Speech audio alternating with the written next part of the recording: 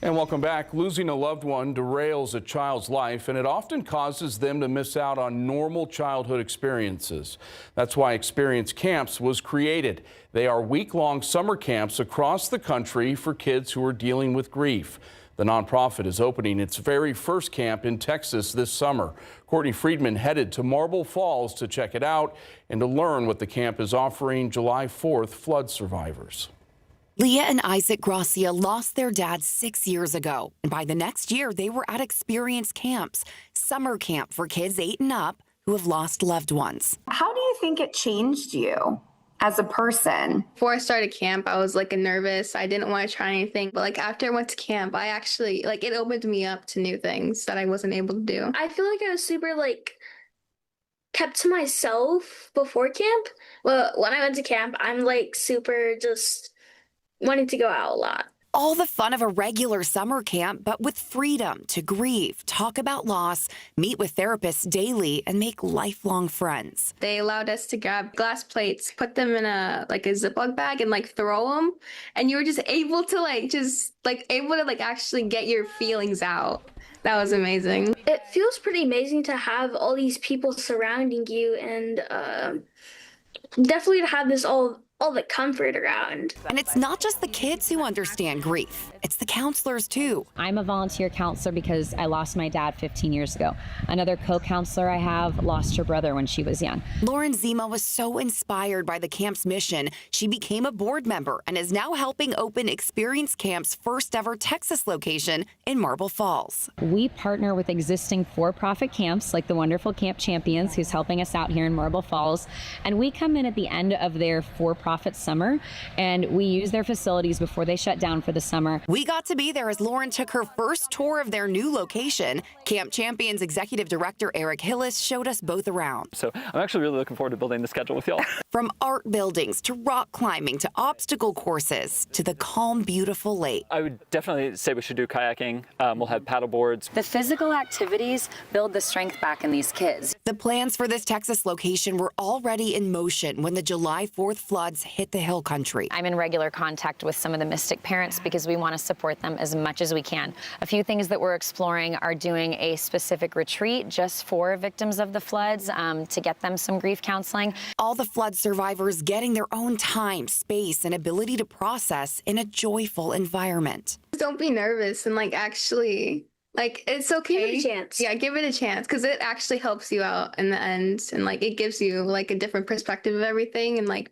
and it comforts you. Just has that thing. Helps out a lot. Through the pain, finding resilience, meaning, and joy.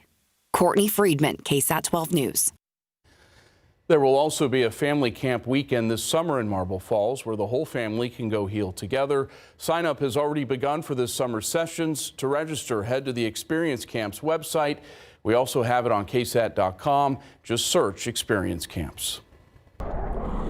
Well, the entire month of November, we have gotten close or actually beaten multiple records. Not only our morning temperatures just this week alone, but in fact, we actually set a record for our peak temperature just last week at 89 degrees. So this month felt a little bit like that weather whiplash or roller coaster because we've spent most of the days either at average or just above in the 80s. And tomorrow is going to be another one of those days. 85 degrees for us in the Alamo City. A few folks, as you go down the I-37 and I-35 corridor, might get to even 90 degrees in November. And that's because we have that heat high sitting over us, and that's allowing our temperatures across the state tomorrow to get to 15 to even near 20 degrees above their average temperature. And that heat high is going to and is expected to leave, but most of the country continuing from Billings, Montana to Boise, Idaho, all the way through St. Louis, Little Rock, even Washington, D.C.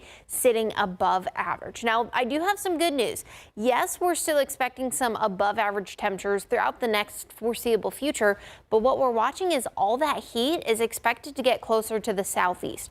Now, I say that, yes, it still is going to have an impact for us in the Alamo City, but what we're watching is an area of low pressure that is expected to cool our temperatures down ever so slightly. And I use that specifically because, yes, it could bring our temperatures down just enough, but it's also expected to bring us some much needed rain. Now, here's a look at the futurecast. It's still a bit of a ways away, so you will want to check back with us. The forecast is ever so changing, but what we're watching is a little parade of upper level lows and these disturbances coming off the coast of California.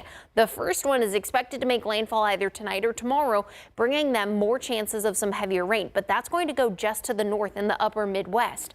What we're watching is that second low pressure system arriving tomorrow afternoon, and that's going to get closer to Texas. Now, by the time we get to about Tuesday or Wednesday, it is going to pull some of that moisture, not only the Pacific moisture, but it's also going to have that chance to really deepen in some of that Gulf moisture, and that's going to give us a chance for the rain really starting Tuesday night, but really kicking in Wednesday into Thursday and Friday. And Thursday is when we're watching the potential for some heavier storms. Now, we're talking about the possibility of some of them being on the severe to strong side. We're still watching the exact timing. It still can be a little iffy, and even that chance of the rainfall totals and the amounts can even be a little challenging. So we will continue to keep you posted, not only with that, but the next system should arrive Thursday-ish. So we'll continue to keep you posted on the very latest. Still seeing those humid conditions, waking up in the 60s, peak temperatures in the 80s, watching that possibility of some morning fog.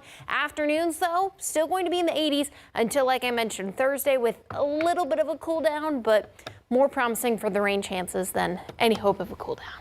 All right. Thank you, Shelby. Mary, huge day in college football. No kidding. Texas A&M, at one point, I thought they were doing that on purpose. Right. The first half looked so bad. I was like, they're doing this on purpose. They look so good in the second half. A historic comeback as the Aggies improved to 10-0. We'll show you how it happened and what Marcel Reed had to say after the historic win. Also, Livonia is headed to the state championship, how they did it, and their post-match reaction after the break.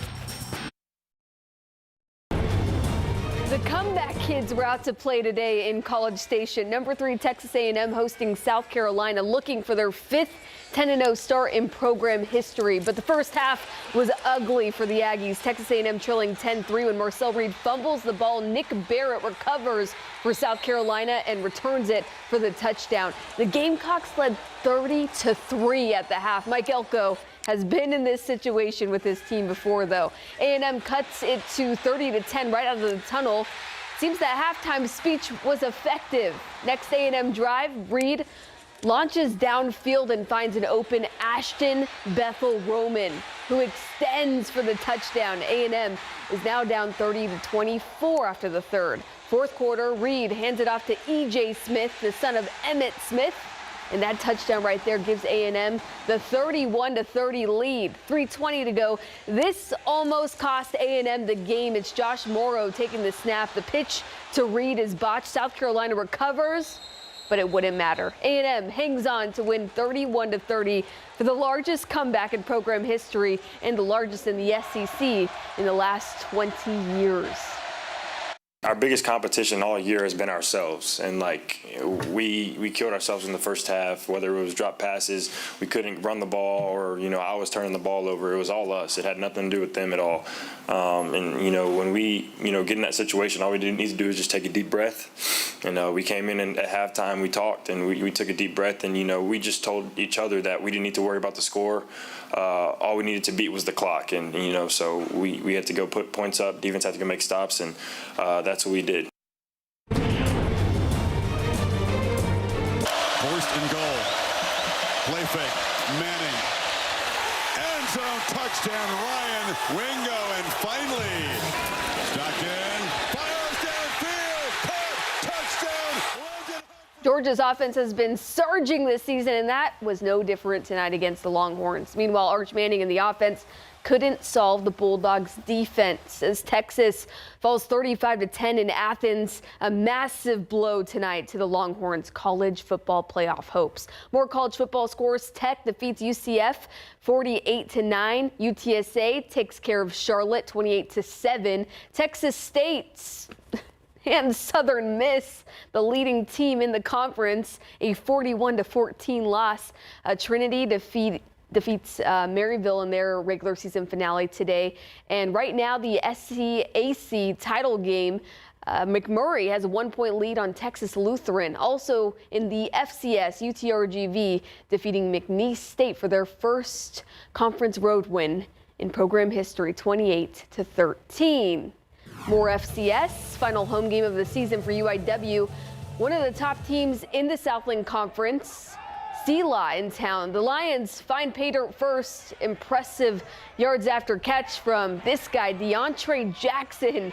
Jackson fights his way across the goal line, and Selah leads 10-0. 4 minutes to play. UIW finally scores after QB E.J. Colson gets the Birds in scoring position with this 27-yard carry, and Timothy Carter punches it in right after. However, that is how this game would end. The Word falls 10-7. Unbelievable crowd at Littleton Gym today with a ticket to the state championship on the line between Lavernia and Belleville. Now the Lady Bears outside hitter Paisley Pavliska with a hammer shot in the set 3. Lavernia closing in on Belleville. Pavliska, a powerful swing she has. She notches another kill. Now Lavernia 3 points away from advancing to the championship. And how about that double block from Addison Dye and Addison London as Lavernia sweeps the Class 4A D1 semifinal. They'll face Decatur in the title game. The whole season has led to this moment for the Lady Bears.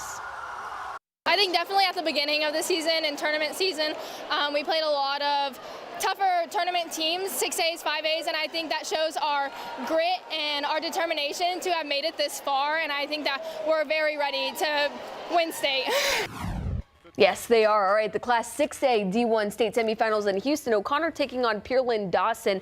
Panthers' Jalen Tuiasosopo climbs the ladder for the monster kill there. Now O'Connor with a 2-1 set lead, but in the fourth, Avery Knudsen beats the Panthers blockers, and she forces a 5th set. It's match point Eagles. A big time swing, but O'Connor can't extend it. Dawson wins 3-2, ending O'Connor's season. Also falling today in the semifinals, New Braunfels and Stockdale. All right, coming up later in the show, we're talking tomorrow's NFL slate and Spurs. Disappointing loss last night. A couple in a row that have been tough to watch. Against the Warriors, yeah. All right, thank you, Mary. 2 people died at the Southside Crosswalk in August, and after months of pushing for progress, we're seeing proof that the community's concerns were heard. Details on the safety measures still ahead. It wasn't her mess, but a retired Eastside woman said the city told her it was her problem. So we made it ours too. Coming up on the Nightbeat.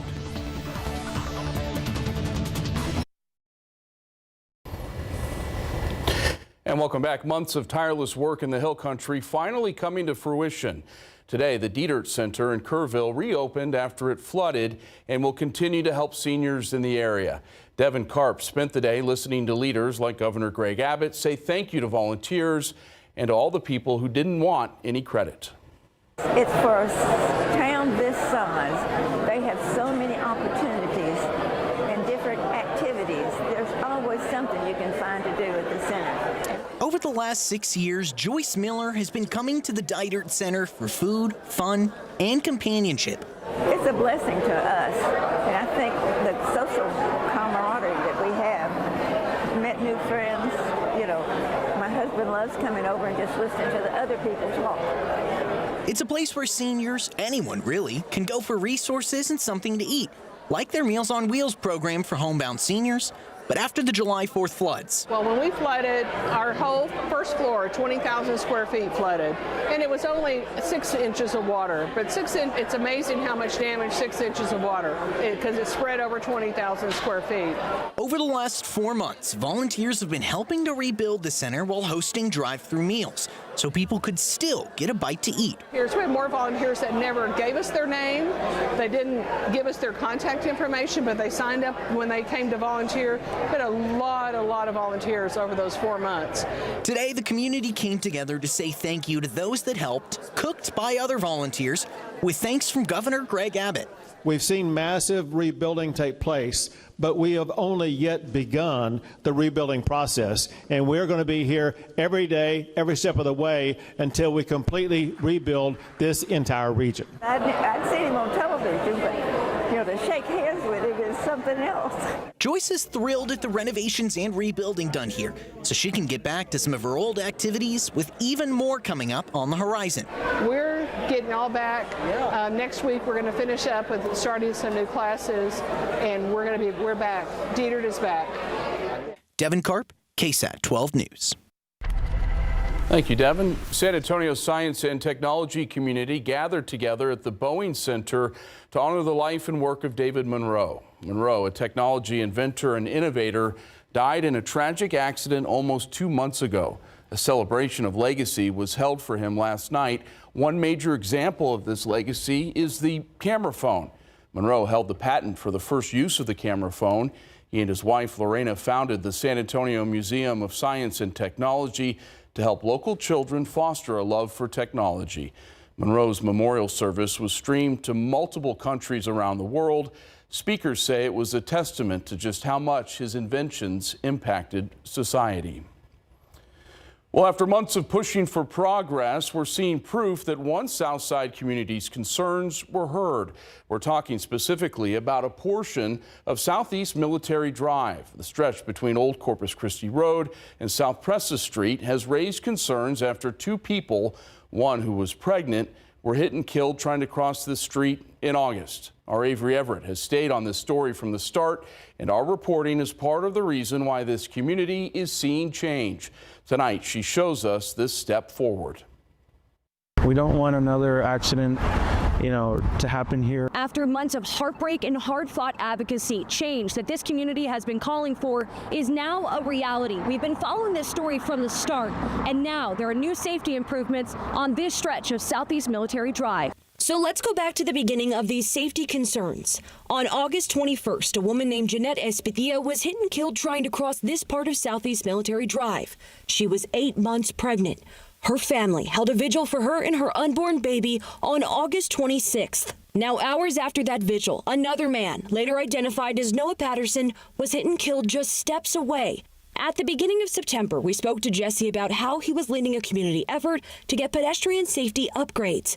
We saw the first change on October 6th when VIA moved its bus stop closer to this crosswalk. And we saw the completion of this project on November 13th. This really was a community effort. You were interviewing the family. We were able to push and really light a fire under the stakeholders to get this moving. For this community, these new signals mark a real step forward, turning tragedy into change. And I'm proud to be a part of the process. But you're the one that's actually stuck out here and followed this story and helped make a difference. Thank you for sharing her with me and letting me learn about her. I only wish I got to meet her. If I could take all this back, I would. Because of her, a lot of lives are going to be changed in a good way. Avery Everett, KSAT 12 News. Thank you, Avery. It wasn't her mess, but a retired Eastside woman said the city told her it was her problem. So we made it ours too. Coming up on the Nightbeat.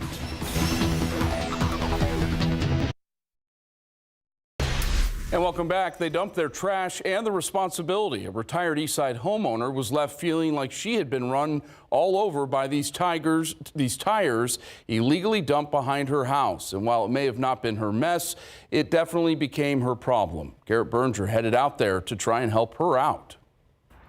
Rita Cordova doesn't know when these tires got dumped in her alley, but the pink code enforcement notice lists exactly what day it showed up on her door. The notice to remove the tires or they will fine us and take us to court. She says she called 311 and the code enforcement officer after getting the notice of violation. Tell me about your call to the officer after you got this. Can you tell me how that went? This said basically the same thing, that from our fence to the middle of the alley, it's our responsibility to pick up any debris or trash or whatever. But how's a 71-year-old supposed to deal with, sheesh, how many of these are there? Let's count. 1, 2, 3, 4. 51, 52, 53.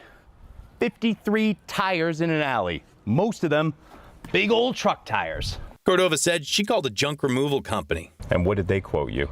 The one I called? Yeah. $40 a tire. That'd be more than $2,000. Well, just under that now. What do you think? One more? Since we figured we could handle 4 for her. Rolling along. But it's not easy to get rid of these on your own, as we found at the city's bulky waste collection site. Got bad news, KSAT. What's up? We don't take semi-tires. Just car tires, it turns out. What can we do with these? Even then, only 6 at a time. A tire recycling company outside of town agreed to take the 4 in our truck. But Cordova would have to call to figure out a price for taking away the rest. She told us later her son had already called, and it was more than she could swing. Hey, Jimena. Hey, Derek. Meanwhile, the spokeswoman for Development Services called back to tell us that from the city side, they don't know who dumped the tires, and confirmed property owners are responsible for their half of an alley. If someone dumps a bunch of tires, it becomes the neighboring homeowner's problem? Unless you can prove who dumped them, what, where, when, why, pretty much, yeah. How are they supposed to prove that? In short, video of it happening, which Cordova didn't have, and with the reinspection date next week, she wasn't feeling great about the situation. Like at the bottom it says they can take us to court. Yeah. And I don't want that. I don't want to do that. Taking a look outside with live cam here in San Antonio. It's 73 degrees, but it is fall. It's November, and everyone's wanting for it to feel like fall or at least look like fall. And I do have some good news. It is starting to look like fall, at least in the Los Maples foliage report. According to the Friends of the Los Maples Facebook page, they're starting to see the colors. Now, it is starting to get to the peak, so you might still have some time, but make sure to have the reservations. Now, normally it just needs that first strong cold front to really kickstart all the cooler temperatures, to really kickstart the chance for any sort of colors. But we're going to continue to see the cloudy mornings, the warm and humid conditions. But what we're watching is our next system moving in Thursday. It could bring some cooler temperatures, but also rain. I'll give you a futurecast of what you can expect coming up after the break. Good evening. Thanks for sticking with us here. Almost 11 p.m. on the Saturday. We're still going to see more of the same tomorrow. You're going to be waking up feeling that humidity, seeing that possibility of that mist or that patchy fog, but not everyone's going to see it. But you might notice that extra humidity. Now, that sun is going to rise into the sky, and that's actually going to help diminish some of the fog. So we're just going to stick around with those mostly clear skies for the afternoon, allowing our temperatures to warm up to 85 degrees. But the latest drought monitor was issued on Thursday, and that really wasn't good news. We did continue to see the hill country go from the abnormally dry to that moderate dry category.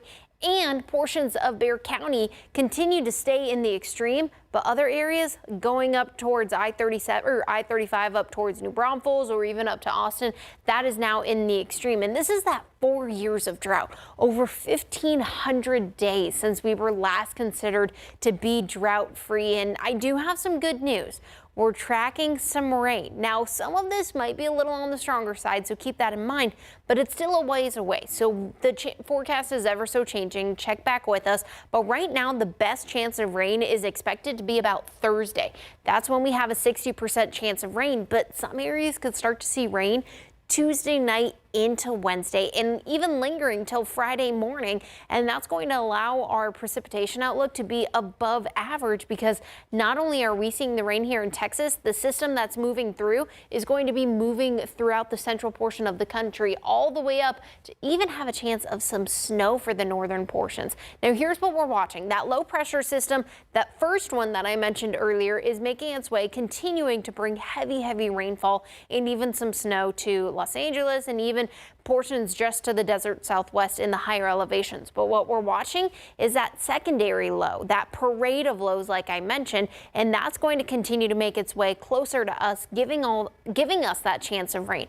But here's what we're watching. That high pressure system just to the south is going to really allow that low to just go to the north of us, but still give us some of that moisture and still give us some of that chance of rain and the thunderstorms Wednesday and even into Thursday, as a line of storms is possible. I'm not saying that's a guarantee, But what I am saying is the best odds for the chances of some showers and thunderstorms is expected to be about Wednesday evening through the early hours of Friday morning. But I am expecting most of the rain to be done for most of us by Friday morning. Storms are possible, but like I mentioned, it's ever so changing forecast. So check back with us. We'll continue to keep you posted, and otherwise a slight cool down in the temperatures after.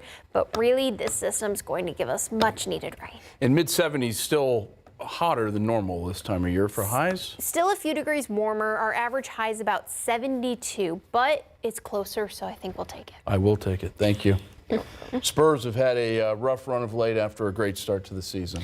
Exactly. Yeah, the Warriors gave them some trouble, specifically Steph Curry, but they will try to bounce back tomorrow against the Kings, who are in town. Coming up, we'll hear from Victor Wembanyama as he reflects on an intense 2 games against Draymond Green. Also, we're talking Cowboys and Texans.